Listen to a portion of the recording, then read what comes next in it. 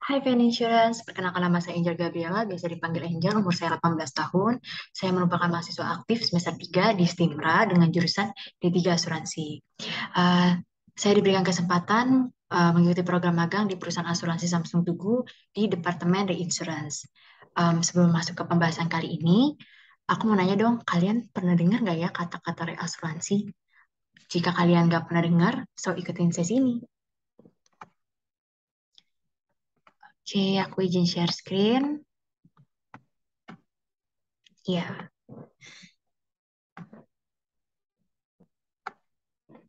Hmm, oke. Reasuransi. Aku ingin cerita tentang perusahaan asuransi Samsung Tugu. Asuransi Samsung Tugu adalah perusahaan asuransi umum patungan pertama antara Korea dan Indonesia. Dengan kedua pemegang saham yaitu Samsung Fire and Marine Co. dan Tugu Pratama Indonesia. This session will discuss the introduction of reinsurance. Oke, oke. Pada pembahasan kali ini kita akan membahas tentang hmm, apa itu asuransi. Yang kedua, tokoh-tokoh dalam bisnis asuransi itu apa aja. Yang ketiga, apa perbedaan antara koasuransi dan reasuransi. Oke. Pengertian asuransi. Menurut pasal 26, 246 KUH DRI, asuransi atau penanggungan adalah suatu perjanjian di mana seseorang penanggung mengikat diri pada tertanggung dengan menerima premi untuk penggantian kepadanya karena kerugian, kerusakan atau kehilangan keuntungan yang diharapkan yang mungkin akan diderita karena suatu peristiwa tertentu. Nah, tujuan utama dari asuransi itu adalah memberikan perlindungan agar keuangan masyarakat tidak akan terganggu ketika terjadi suatu resiko yang menimbulkan kerugian. So, teman-teman, kan kita tahu ya, resiko itu datang tanpa kita ketahui. Jadi, asuransi itu adalah suatu wadah di mana teman-teman jika nggak mau menanggung resiko itu dan menyerahkan resiko kepada perusahaan asuransi. Dan asuransi adalah teman dari saat teman-teman itu tidak mau menanggung resiko kerugian. Jadi kita punya paradigma ya, asuransi itu kadang-kadang apalagi agentnya itu kayak menawarkan produk-produk yang belum nyata, sehingga sering dianggap sebagai pencuri uang dari masyarakat. So itu bukan ya, teman-teman, kita harus menghentikan paradigma itu. Sehingga bisnis asuransi itu bukan pencuri dalam kesempatan, melainkan teman dalam ketidakpastian. Oke, di sini adalah objek-objek asuransi. Wow, banyak sekali ya teman-teman. Fanny. Oke. Hmm. Di sini objek asuransi yang pertama adalah ada kesehatan, yang kedua adalah legal expensive atau tanggung jawab pihak ketiga. Jadi kalau kesehatan yang pertama aku jelasin ya, kalau objek health itu health insurance adalah uh, produk asuransi kesehatan yang menanggung berbagai penyakit kecuali yang tanpa dikecualikan. Yang kedua itu ada legal expensive, tanggung jawab pihak ketiga. Jadi produk asuransi ini akan menanggung jika terjadi suatu tuntutan di pengadilan atau apapun itu. Yang ketiga adalah asuransi rumah. Yang keempat adalah asuransi kewajiban. Yang kelima itu adalah asuransi mobil. Yang sering kita dengar ya, kalau kita beli produk mobil pasti ditawarin TLO atau komprehensif. Oke, itu akan kita jelaskan di channel berikutnya. Dan yang keempat, yang selanjutnya itu ada asuransi bisnis. Yang selanjutnya ada juga asuransi travel atau kepergian, berpergian. Dan yang kelima itu adalah asuransi life atau asuransi jiwa. Hmm, oke teman-teman. Ya. Nah, sebelum masuk kita bahas lebih lanjut tentang reasuransi, di sini aku mau kasih suatu contoh kasus yang akan menggambarkan makna yang akan kita bahas selanjutnya. Nah, di sini ada contoh kasus yang pertama, yang contoh kasus yaitu Ibu Sinta mengasuransikan rumahnya seharga 5 miliar. Nah, 5 miliar itu termasuk kategori rumah yang mewah ya, kepada perusahaan asuransi A. Akan tetapi perusahaan asuransi A ini hanya mampu menanggung kapasitas risiko atau out retention sebesar 2 miliar. Pertanyaan saya kepada teman-teman ya, kepada Fan Insurance, Satu, apakah bisa perusahaan asuransi A ini menerima permintaan asuransi rumah dari Bu Sinta dengan own retention atau batas pertanggungan tetap 2 miliar.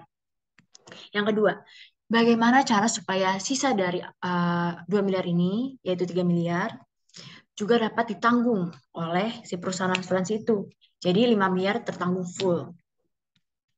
Ayo kita pikir-pikir dulu. Ya, kita lanjut aja. Next. Jawabannya adalah bisa. Yeay. Gimana caranya? Yuk kita kepoin.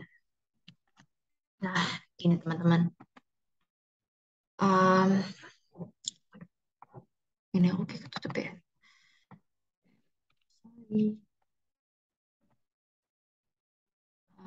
Emosi lainnya. Sini. Nah, back. Nah, di sini aku mau jelasin perbedaan antara koasuransi dan reasuransi. Nah, ini termasuk jawaban dari gimana cara 3 miliar itu dapat tertanggung, di cover lagi oleh perusahaan asuransi A. Nah, perusahaan asuransi A ini memiliki dua opsi. Yang pertama, by cara lewat koasuransi, atau cara yang kedua itu lewat reasuransi. Nah, perbedaannya apa sih antara koasuransi atau reasuransi? Kalau koasuransi itu um, resiko di 5 miliar, tadi sisanya 3 miliar ya. 3 miliar ini akan dibagi ke perusahaan asuransi, masing-masing perusahaan asuransi. Misalnya ke perusahaan asuransi A, B, atau C. Nah, jadi misalnya 3 miliar nih. Tadi perusahaan asuransi A menerima 3 miliar. Nah, di sini perusahaan asuransi A akan menyebar resikonya kembali kepada perusahaan asuransi B. Misalnya perusahaan asuransi B itu ngambil sebesar 30%. Perusahaan asuransi C mengambil sebesar 50%. Nah, perusahaan asuransi A ini mengambil sebesar tadi, yang 2 miliar. Misal gini, perusahaan asuransi B-nya 50% dan perusahaan asuransi C 50%. Jadi 3 miliar dibagi dua nih, sama rata. Nah, jadi 1,5 miliar untuk perusahaan asuransi B, 1,5 miliar untuk perusahaan asuransi C. Nah, si perusahaan asuransi A ini menanggung 2 miliar. Jadi terciptalah nilai 5 miliar ditanggung full. Sedangkan kalau reasuransi itu, perusahaan asuransi A kan tadi hanya menanggung 2 miliar ya. Selebihnya kan 3 miliar. Nah, 3 miliar ini akan diaksep ke langsung perusahaan reasuransi. Jadi di atasnya perusahaan asuransi. Nah, itu teman-teman. Jadi kalau koasuransi itu simpelnya kayak penggabungan beberapa perusahaan asuransi. Jadi kayak perusahaan asuransi ini membagikan pertanggungan kembali kepada perusahaan asuransi. Sedangkan kalau reasuransi yaitu perusahaan asuransi menanggungkan kembali kepada perusahaan reasuransi gitu teman-teman. Jadi kalau gitu langsung aja ke artinya. Oke, jadi ini arti reasuransi itu sendiri. Um, Reasuransi adalah merupakan bagian daripada asuransi. Keberadaannya itu timbul karena adanya asuransi. Dengan perkataan lain, tidak ada reasuransi kalau asuransi sendiri itu nggak ada. Jadi perusahaan reasuransi itu nggak ada teman-teman kalau perusahaan asuransi sendiri nggak ada. Tapi saking pentingnya perusahaan reasuransi itu diibaratkan sebagai jantungnya perusahaan asuransi. Kenapa bisa dibilang salah jantungnya perusahaan asuransi sih? Nah, karena perusahaan reasuransi itu adalah wadah jika terjadi suatu aksep resiko yang gede nih kepada perusahaan asuransi. Jadi perusahaan asuransi itu nggak gampang bangkrut karena aksep resikonya udah ditanggung perusahaan reasuransi. Jadi kita tuh kayak ibaratkan bagi-bagi resiko lah gitu. Next, kita akan bahas tentang toko bisnis asuransi. Yang pertama tuh ada reasurador atau reinsurer. Perusahaan yang mengakses bisnis asuransi yang di-underwrite oleh perusahaan asuransi lain, baik akseptasi sebagian atau keseluruhan risiko. Jadi bebas perusahaan asuransi mau kasih berapa besar, mau seluruh resiko dikasih ke perusahaan asuransi atau hanya sebagian. Yang kedua itu ada direct insurer, yaitu penanggung langsung atau pertama, penanggung atau asuransi yang menerima risiko dari tertanggung atau membeli asuransi. Yang sepanjang tertanggung sebagai pemegang polis dianggap sebagai satu-satunya orang atau badan hukum yang bertanggung jawab atas kewajiban yang telah dihukumnya. Yang ketiga itu ada own retention atau retensi sendiri. merupakan bagian resiko yang benar-benar ditahan atau menjadi tanggungan sendiri. Yang tadi teman-teman yang perusahaan asuransi A hanya menanggung 2 miliar. Nah, itu on retention dari perusahaan asuransi A. Nah, ada session nih, bagian dari nilai pertanggungan yang disalurkan atau diserahkan ke reasuradur. Nah, yang 3 miliar ini kita sebut sebagai session. Jadi itu sisanya dari on retention itu yang kita kasih ke perusahaan asuransi itu disebut session. Oke, selanjutnya ada retrocession atau bagian dari bisnis asuransi yang diasuransikan kembali. Selanjutnya ada retrocession error atau retrosesi. Jadi reasuradur dari reasuradur. Jadi di atasnya reasuransi itu ada retrocession error. Nah, itu jika on retentionnya asuransi itu udah melebihi batas dan diasuransikan kembali. Nah, itu lebih atasnya lagi teman-teman. Selanjutnya itu ada retrocedent atau reasuradur pembeli sesi atau retrosesi. Nah, di sini ada reinsurance commission atau komisi reasuransi, yaitu persentase tertentu terhadap premi sebagai potongan yang diberikan oleh reasuradur dalam perhitungan persentase mana termasuk komisi asuransi dan biaya-biaya yang dikeluarkan oleh ceding insurer. Nah, jadi ini teman-teman, ini kan perusahaan asuransi ini ngasih lagi resiko ke perusahaan asuransi lainnya. Nah, dia tuh dapat RICOM, kayak kita tuh ibaratkan simpelnya gini, kita udah kasih bisnis. Nah, kita tuh pasti dapat komisi dong dari bisnis yang kita kasih, karena kita udah ngasih bisnis. Nah, gitu teman-teman singkatnya. Selanjutnya ada profit commission atau komisi keuntungan. Persentase tertentu terhadap keuntungan yang diperoleh reasuradur untuk dikembalikan kepada ceding insurer. Karena keuntungan reasuradur itu dianggap terjadi karena kalian terlibat bersama ceding insurer. Komisi ini perhitungan reasuradur tertentu. Nah, itu jadi kalau misalnya profit commission, bisa kita mendapatkan profit dari keuntungan yang kita dapat.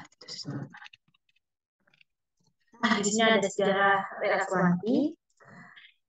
Jadi pada mulanya transaksi reasuransi hanya dilakukan melalui pertukaran bisnis fakultatif saja. Namun dengan kemajuan industri perdagangan sepanjang abad ke-19, perkembangan tersebut telah mendorong dalamnya reasuransi untuk timbul cara-cara treaty. Itu yang pasti. Menurut catatan sejarah, treaty yang pertama ditandatangani dalam tahun 1821. Pada tahun 1852 dibentuk sebuah perusahaan reasuransi yang bernama Collier Insurance Company atau Collier Group versus Harus Special of. Kemudian Sister Insurance Company dalam tahun 1863. Nah, di Inggris sendiri, para Lloyd's Underwriters menguasai market. Perusahaan asuransi pertama yang ada di Inggris adalah The Mercantile and General Insurance Co. dalam 1907. Nah, setelah itu, nggak lama kemudian, perusahaan reasuransi Indonesia melebar luas. Yang pertama itu ada Maskapai Reasuransi Indonesia, atau yang kita kenal sebagai Marine. Yang kedua itu ada Nusantara Re, yang ketiga ada Indonesia Reasuransi, dan yang keempat ada Tugu Reasuransi. Dan masih banyak lagi teman-teman reasuransi yang belum kita sebutkan. Nah, di sini ada perbedaan antara kontrak reasuransi dan kontrak asuransi. Nah, ini cara siklusnya teman-teman.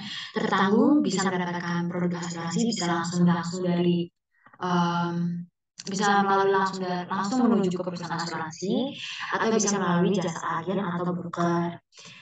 Nah, perusahaan asuransi juga sama, bisa langsung membagi resikonya, bisa langsung ke perusahaan reasuransi atau melalui jasa broker atau reasuransi. Cuma menurut saran aku, kalau bagi tertanggung ya, kalau misalnya nggak punya waktu untuk mencari produk asuransi yang tepat, bisa melalui jasa agen atau broker. Karena mereka akan mencari produk asuransi yang tepat untuk kebutuhan Anda. Nah, di sini keterangan mengenai kontrak asuransi. Kontrak asuransi dan reasuransi adalah masing-masing terpisah. Terpisah teman-teman. Kalau kontrak asuransi itu biasanya polis, yang kita sebut sebagai polis. Itu hubungannya antara tertanggung dengan perusahaan asuransi. Sedangkan perusahaan asuransi dengan reasuransi itu disebut dengan closing script. Nah, itu kontrak reasuransi. Yang kedua, antara tertanggung dengan reasuradur tidak terdapat jalur komunikasi. Jadi tertanggung nggak bisa langsung memberikan produk asuransinya kepada perusahaan reasuransi. Jadi harus melalui perantara asuransi dulu. Yang ketiga, kontrak yang disepakati antara perusahaan asuransi dengan reasuradur adalah dua wewenang tertanggung. Jadi tertanggung tuh nggak punya hak antara perusahaan asuransi dengan reasuransi. Jadi nggak ada hubungannya, terpisah. Yang selanjutnya itu dalam hal perusahaan asuransi bangkrut, tertanggung tidak berhak untuk menarik uang yang merupakan kewajiban reasyur kepada perusahaan asuransi. Jadi misalnya nih, contohnya tadi ya. Nah, perusahaan asuransi A, misalnya Bu Sinta tadi kan mengasuransikan rumahnya sebesar 5M kepada perusahaan asuransi A. Nah, jika suatu ketika perusahaan asuransi A mengalami bangkrut, Bu Sinta tuh nggak bisa langsung menerima uang kembalinya tuh kepada reasuransi. Misalnya kita anggap aja reasuransi B, nggak bisa. Jadi perusahaan reasuransi B itu nggak ada hubungannya dengan tertanggung dengan Bu Sinta. Gitu, teman-teman. Antara asuransi dan reasuransi. Nah, ini perbedaannya, teman-teman. Ini siklusnya. Nah, kalau dalam perjanjian, asuransi itu dengan insurer atau tertanggung. Nah, itu dia menimbulkan polis. Jadi, perjanjian antara perusahaan asuransi dengan tertanggung menimbulkan polis. Nah, itu udah dibayar ya, teman-teman, udah terikat. Yang kedua itu reasuransi dengan reinsurer. Atau reinsurer itu namanya uh, perusahaan reasuransi itu disebutnya reinsurer. Nah, perjanjian reasuransi ini menimbulkan naskah kontrak atau yang kita sebut biasa closing slip ya. Nah, yang kedua itu perbedaannya di objek perjanjian, dari segi objek perjanjian. Kalau asuransi itu resikonya dari insurer atau tertanggung. Sedangkan kalau reasuransi itu resiko yang diakses oleh insurer. Dari segi indemnitas, asuransi adalah kalau di asuransi itu sesuai polis. Klausulnya itu sesuai polis ya, teman-teman. Sedangkan kalau reasuransi itu sesuai naskah atau sesuai yang ada dalam closing slip. Nah, oke gitu teman-teman. Jadi itu singkatnya tentang reasuransi yang aku ceritain ke teman-teman. So, kalau masih kalian nggak ngerti, kalian bisa nonton channel-channel aku berikutnya. Aku akan membuat berbagai literasi asuransi untuk kalian, untuk fan insurance aku. Jadi kita sama-sama tahu tentang apa itu asuransi. So, teman-teman, kalau kalian khusus untuk mahasiswa semester 3 sampai 5, kalian bisa ikut nih programnya dari Trisakti, yaitu pertukaran mahasiswa merdeka. Ini programnya singkat kok, teman-teman. Jadi persyaratannya itu gampang. Kalian yang penting kalian itu udah mahasiswa semester 3 atau semester 5 dari jurusan apapun. Kalau bisa sih jurusan asuransi juga, tapi yang lain juga nggak apa-apa. Minimal IPK-nya itu 2,78 atau berapa gitu, 2,78 sekian. Nah, pokoknya syaratnya tuh mendapat surat izin dari perguruan tinggi setempat, terus mendapat persetujuan dari orang tua atau wali. Nah, tinggal deh kalian daftar di nomor ini, di Bapak Dwi. 0852 2767 7704, atau bisa kalian langsung ke website Simra di http://sma.trisakti.ac.id. Oke, gitu teman-teman, ini programnya sih enak sih ya, karena bisa disesuaikan dengan kesibukan kalian, karena ini programnya kelas malam kalau nggak di hari Sabtu, jadi nggak ganggu bagi kalian yang kerja atau kalian yang masih kuliah siang atau reguler. Oke teman-teman, dari saya Angel, thank you for kalian yang bagi kalian masih kuliah atau kerja, semangat terus. Jadi yang cuma mau aku sampaikan, asuransi adalah teman kita. Asuransi adalah teman di saat kita mengalami ketidakpastian. Karena ketidakpastian dalam hidup itu adalah pasti, teman-teman. Jadi kita wajib ada asuransi. Ya, terima kasih. Oke, saya izin stop share. Oke teman-teman, sekian dari saya, Angel. Saya Angel Gabela, mengikuti kompetisi asuransi ini. Terima kasih untuk Trisakti yang sudah menyelenggarakan. Dan saya juga berterima kasih untuk perusahaan asuransi Sangat Setuju yang telah membiayai saya. Terima kasih, sampai jumpa.